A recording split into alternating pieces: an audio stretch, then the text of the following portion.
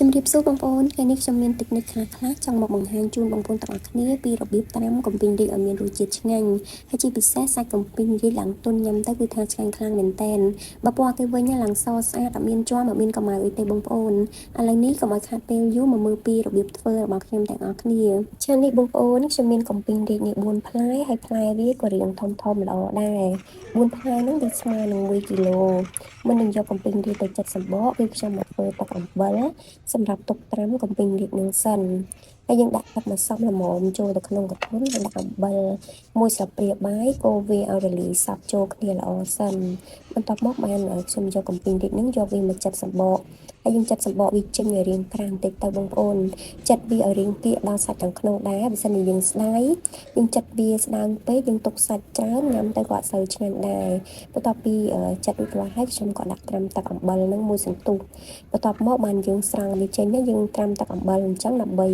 កាត់ជាតិជ័រវាធ្វើឲ្យកំពីងរាជយើងសស្អាតអត់មានជាំអត់មានកម្ៅទេបងប្អូនហើយបន្ទាប់មកខ្ញុំយកកំពីងរាជនឹងយកវាមកចិតជ្រៀកជាចំណិតបែបនេះដើម្បីពេលយើងយកទៅត្រាំទៅវាឆាប់ចូលជាតិបានល្អបងប្អូនចង់ចិតវាជ្រៀកជាចំណិតតូចល្អិតក៏បានឬក៏ជ្រៀកជាចំណិតធំអញ្ចឹងក៏បានដែរតាមចំណង់ចំណូលចិត្តឥឡូវនេះរួចរាល់ហើយយើងយកវាទុកម្ល៉េះសិនខ្ញុំក៏ចាប់ផ្ដើមមកដាក់ឆ្នាំងដាំទឹកដើម្បីធ្វើទឹកស្ករសម្រាប់យកទៅត្រាំកំពីងរាជនឹងតែម្ដងបន្ទាប់ពីទឹកបានពុះល្អហើយខ្ញុំដាក់អំបិលចំនួន2ស្លាបព្រាបាយហើយស្ករសនឹងចំនួន10ស្លាបព្រាបាយចូលទៅហើយយើងកូរវាឲ្យរលាយសព្វចូលគ្នាល្អសិនបន្ទាប់មកខ្ញុំដាក់ដាំទឹកស្ករនឹងឲ្យវាបានពុះល្អម្ដងទៀតបន្ទាប់ពីទឹកស្ករនឹងបានពុះល្អហើយអញ្ចឹងខ្ញុំក៏បិទភ្លើងហើយខ្ញុំចាប់ផ្ដើមយកកំពីងរាជនឹងយកមកត្រាំនៅក្នុងទឹកស្ករនឹងទាំងក្តៅតែម្ដងដើម្បីជួយឲ្យកាត់ជាតិជូរហើយនិងជាតិចត់ហើយធ្វើឲ្យកំពីងរាជរបស់យើងវាមានពណ៌សស្អាត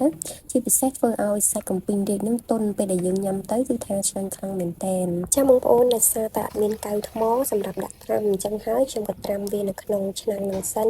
បន្ទាប់ពីទឹកស្ករបានចុះត្រជាក់ហើយអញ្ចឹងខ្ញុំក៏ផ្ទេរវាចូលទៅក្នុងប្រអប់ជ័រនេះវិញហើយនេះខ្ញុំត្រាំវាបានមួយយប់ហើយអញ្ចឹងខ្ញុំក៏ចាប់ផ្ដើមយកវាមកញ៉ាំតែម្ដងហើយបងប្អូនចង់ញ៉ាំកំពីងរាជត្រាំឲ្យមានរសជាតិឆ្ងាញ់អញ្ចឹងយើងត្រូវត្រាំកំពីងរាជនឹងទុកមួយយប់អីសិនទៅចាំយើងយកវាមកញ៉ាំហើយមុនយកមកញ៉ាំបងប្អូនភ្លក់សិនណាបើសិនជាវាស្ទើរផ្អែមនេះបងប្អូនអាចយកទៅប្រឡាក់ស្ករថែមបានកំពីងរាជត្រាំរបស់ខ្ញុំរសជាតិល្មមឆ្ងាញ់ណាស់អញ្ចឹងខ្ញុំគ្រាន់តែបុកអំបិលម្ទេសហើយយើងយកអំបិលម្ទេសហ្នឹងយកមកប្រឡាក់ជាមួយនឹងកំពីងរាជអញ្ចឹងទៅគឺថាញ៉ាំទៅឆ្ងាញ់ខ្លាំងមែនតើបងប្អូនបើសាច់កំពីងរាជវិញឡើងទន់បងប្អូនដែលបានមើលវីដេអូនឹងហើយកុំភ្លេចសាកល្បងពីវិធីត្រាំកំពីងរាជតាមរបៀបនេះទាំងអស់គ្នាដឹងតែឆ្ងាញ់ហ្មងបងប្អូន